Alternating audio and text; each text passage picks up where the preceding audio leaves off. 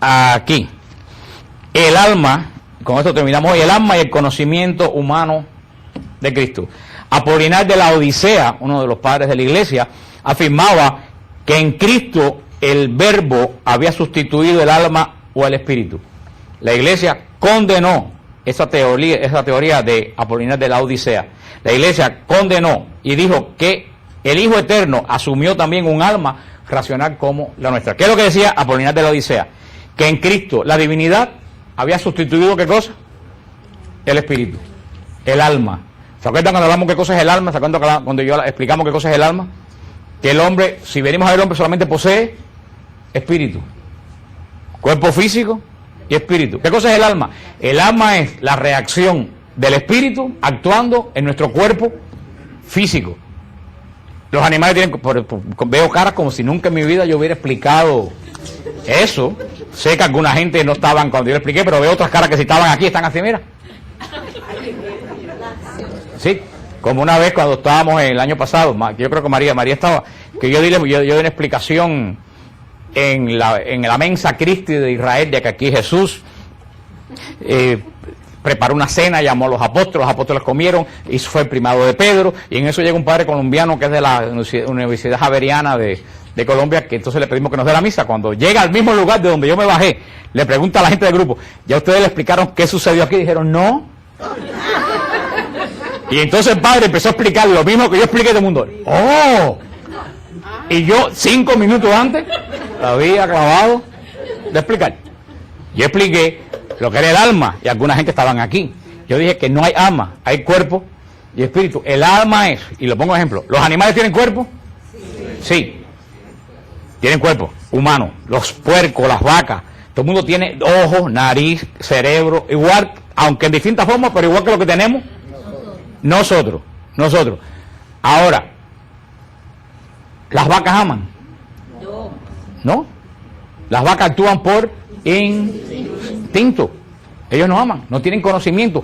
Posiblemente no tengan ni conocimiento de ellas mismas. Lo que tienen es instinto. Nosotros somos animales, tenemos las mismas características de los animales, pero nosotros podemos amar. Nosotros podemos odiar. Nosotros podemos rechazar. Nosotros podemos aceptar.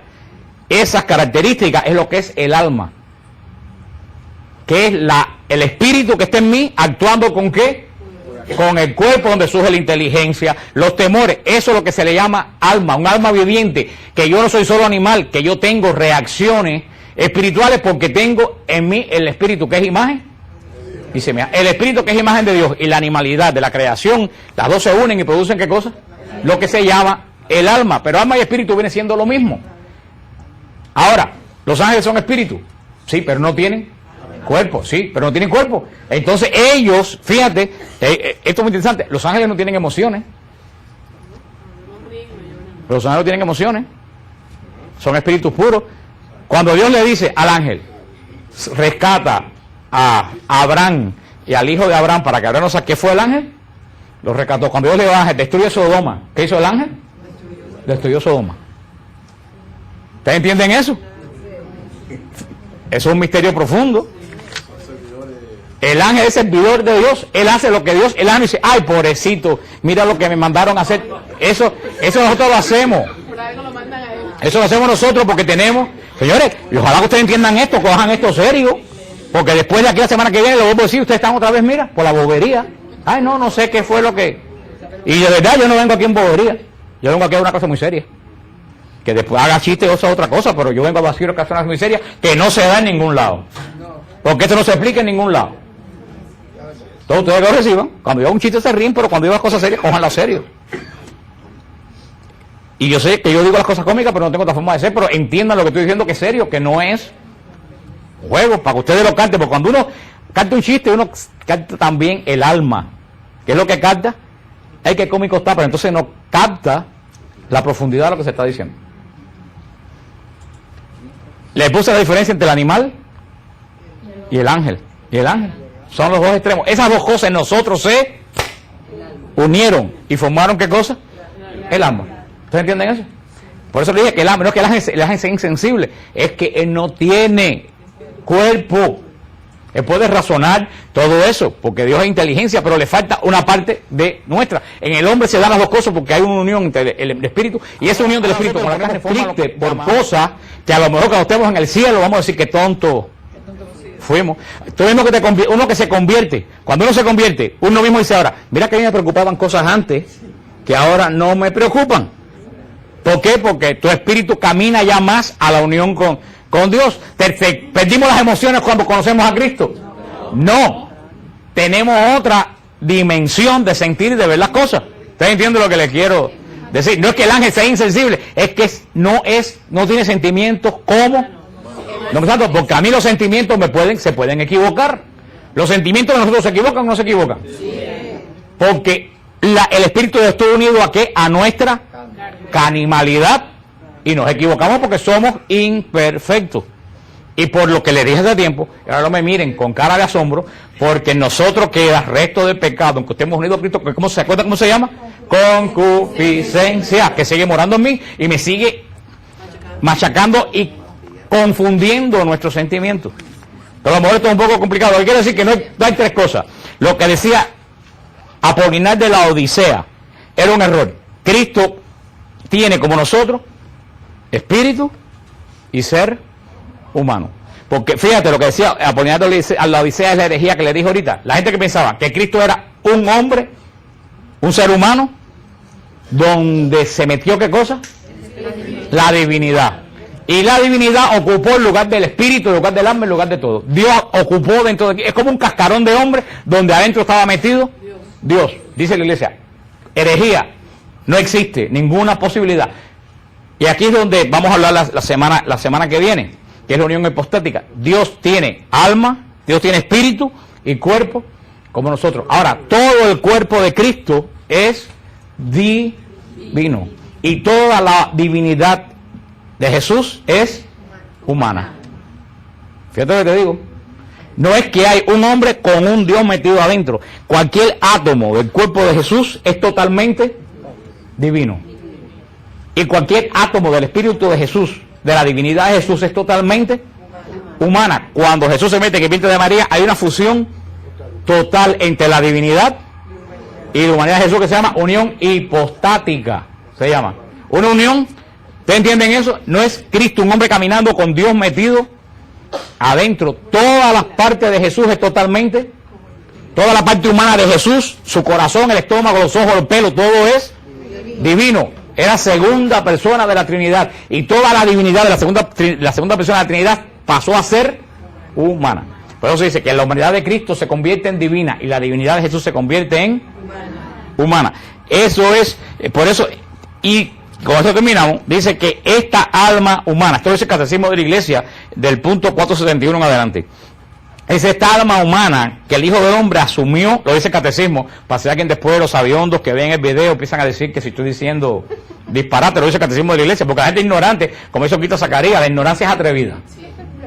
La ignorancia es atrevida. Los ignorantes se ponen a criticar las cosas que no saben y terminan diciendo que yo dije lo que yo no he dicho.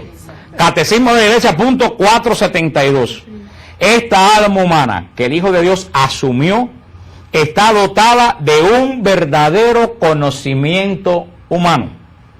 El alma de Cristo, esa que cantamos así, alma de Cristo, está dotada de ¿qué?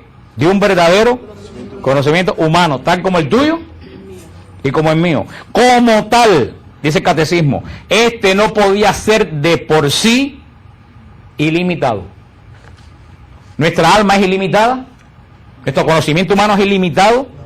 No, es limitado. El de Cristo también como ser humano era. ¿Qué es lo que quiere decir eso? Sigue diciendo el catecismo, que eso, con esta locura vamos a terminar hoy. Pero vamos a decir, yo no doy clase aquí de catecismo de 7 años. Yo hablo aquí para gente adulta. Que es lo que en la iglesia no se habla. Por eso cuando viene la gente por ahí los confunden 40 personas. Los testigos de Jehová diciendo disparate porque la gente no conoce esto. Y el catecismo de Cristo dice, como tal, se desenvolvía en las condiciones históricas de su existencia en el espacio y en el tiempo. Cristo fue un hombre de su época, de hace 2000 años. Cristo no fue un hombre del siglo XXI. Moralmente, de costumbre, ¿de qué época? De hace 2000 años atrás, porque vivió en un momento histórico, lo dice el Catecismo de la Iglesia. Por eso el Hijo de Dios, al hacerse hombre, quiso progresar en sabiduría, en estatura y en gracia. Lo dice el Evangelio de San Mateo. Y el niño crecía en sabiduría. Dice, wow, claro, porque el niño nació como todos los niños. Los niños un día se reconocen la mano, otro día reconocen las cosas. Ese proceso lo pasó Jesús. Jesús no estaba en los brazos de María pensando, la galaxia aquella se va a... Eso no hubiera sido un hombre, eso hubiera sido un monstruo. Jesús es verdadero hombre. ¿Usted entiende lo que quiere decir la iglesia? Él tuvo que crecer como crecemos. Ahora, vamos nada más que terminar este párrafo 472, estamos después de la semana que viene nosotros. Igualmente adquirir aquello que la condición humana se adquiere de manera experimental. Las cosas que nosotros adquirimos de forma experimental, el aprender a qué, a caminar, a comer, esa forma experimental es humana. Él las tuvo que aprender, Eso correspondía a la realidad de su anonadamiento voluntario a la condición de esclavo. Que después, pero fíjate, entonces tengo que entrar en perdóname nada más que 5 minutos porque si no se queda cojo. Pero al mismo tiempo, este conocimiento verdaderamente humano del Hijo de Dios expresaba la vida divina de su persona. La naturaleza humana del Hijo de Dios, no por ella misma, sino por la unión con el Verbo, conocía y manifestaba en ella todo lo que conviene a Dios. Eso lo decía San Máximo, el confesor. Esto sucede ante todo en lo que se refiere al conocimiento íntimo e inmediato que el Hijo de Dios, hecho hombre, tiene de su Padre. ¿Qué quiere decir esto? Ustedes entiendan lo que dice la iglesia. La iglesia dice, el niño nació como todos los niños, que tenía necesidad de que María le diera la comida, tuvo que aprender a comer, tuvo que aprender a caminar, todas esas cosas. Pero bien, en la medida, acuérdense que Cristo era verdadero Dios y verdadero hombre. A ustedes me entiendan. Cuando un niño, no sé, porque yo no he tenido hijos, pero sí tengo sobrinos, pero no sé, yo creo que a los 9, 8, 9 meses, el niño empieza a reconocer a la madre, ¿no? O al padre, ¿no?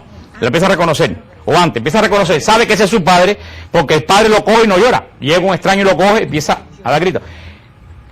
En lo que nosotros reconocemos a nuestro Padre, Jesús empezó a reconocer, ¿ustedes saben a quién? A Dios. ¿Ustedes entienden? Por eso ya a 12 años estaba totalmente seguro de que su Padre, porque así como yo reconozco a mi Padre carnal, Jesús empezó a reconocer que su Padre estaba arriba. Eso es lo que dice que a pesar que era humano, tenía dentro de sí la condición divina. Tenía ese conocimiento intrínseco de esa sabiduría de Dios que estaba limitado en ese momento. ¿Por qué? Por su experiencia humana. ¿Ustedes entienden eso? En la medida que nosotros reconocemos a nuestros padres humanos, Jesús empezó para él fue normal descubrir su divinidad como hombre. ¿Ustedes entienden lo que le quiero decir? El bebé descubre que es un niño, por esto y por lo otro. Jesús, según fue desarrollando, fue descubriendo que él, por eso ya cuando tiene en 12 años, un niño no tiene totalmente conciencia de quién es su familia. Por supuesto que sí, por eso cuando le dicen, ¿por qué? Dice, tú no sabes que yo tengo que ocuparme de las cosas de mi padre. Ya a los 12 años el niño sabe quién es y para qué está aquí. Ya a los 12 años Jesús sabía que él venía de arriba porque había reconocido de una forma misteriosa que nosotros no sabemos. Pero lo hermoso y lo bello de esto es que Jesús pasa todo este proceso. ¿Tenía necesidad? No. En absoluto. ¿Por qué pasa todo este proceso? Por cada uno de nosotros, por conocernos a cada uno de nosotros en cada etapa de nuestra vida. Y nunca nadie se imagina a Jesús con 14 años que los muchachos se ponen tan feos, que se ponen flacos y se estiran y se llenan de grano. Jesús fue un teenager como todos los teenagers. Y Jesús tendría rebeldía, que no serían pecados, por supuesto, pero tendría rebeldía como lo tienen todos los teenagers.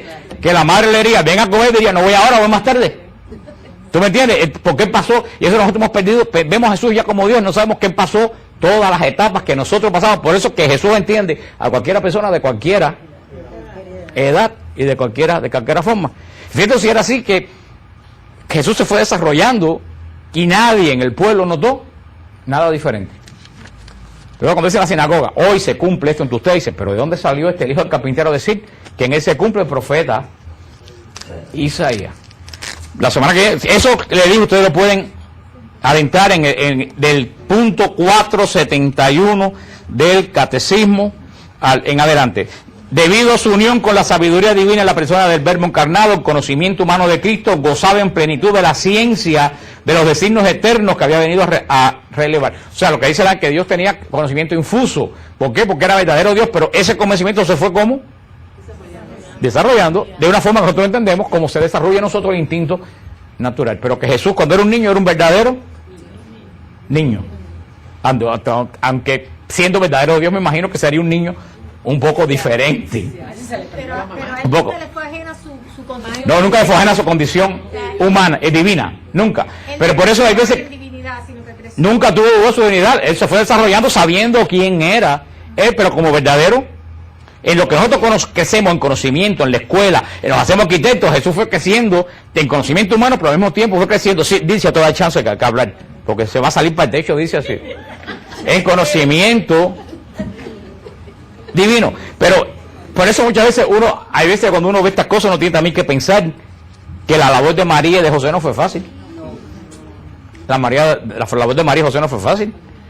Sí, Dios es que no sería tener a Dios en la casa, pero María y José tenían un muchacho al que ellos verdaderamente, con todo el amor del mundo, no acababan de entender. Era Dios.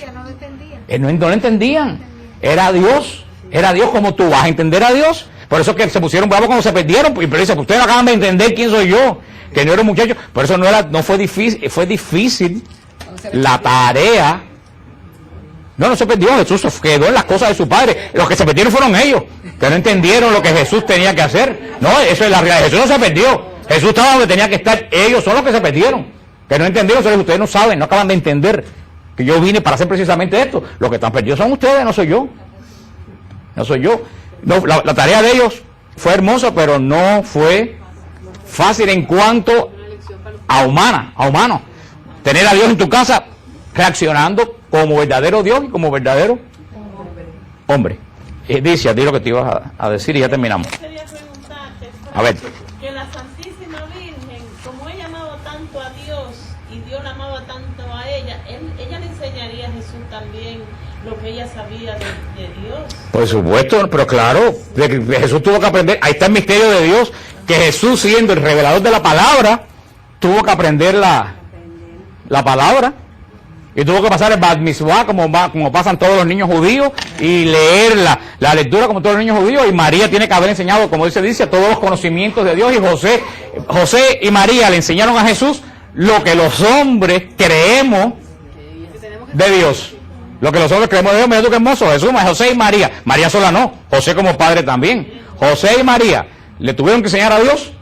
Y Dios conoció a través de José y María lo que los hombres creen de él. Mira tú qué cosa más profunda. Sí, ahora yo le digo a la hermana, mira tú qué cosa más profunda, que Dios aprende de nosotros lo que nosotros creemos de él a través de José y de María, porque José es el verdadero padre de Jesús bajo la ley. ¿Por qué? Porque José le puso nombre. José lo reconoció como hijo suyo en la ley. O sea que dentro de la ley José es el verdadero padre de Jesús, aunque sabemos que él no es el engendrador de Jesús, que es el Espíritu Santo, y José solamente es el cuidador de la Sagrada Familia. Por eso es que cuando se despierta José, en el sueño José le dice el ángel a José, recoge al niño y a la madre del niño. No le dice, recoge a tu esposa y a tu hijo, le dice, recoge al niño y a la madre del niño. Tú te das cuenta que María y Jesús forman una unidad totalmente independiente, que José es responsable de ello, pero hasta ahí llegó el asunto, aunque también el padre Francesco dijo, y con muy claro en él de eso, que entre María y José, aunque no hubo amor carnal, tiene que haber habido también verdadero amor de esposo, porque si no hubiera sido una familia disfuncional, lo cual es totalmente imposible. José y María tienen que haberse amado como verdadero matrimonio sin llegar a la procreación, porque para el fin que ese matrimonio estaba establecido se consumó en Cristo Jesús, en la encarnación de la segunda persona de la Santísima Trinidad. Una familia totalmente diferente, pero al mismo tiempo igual que la de nosotros. La hermana está al lado de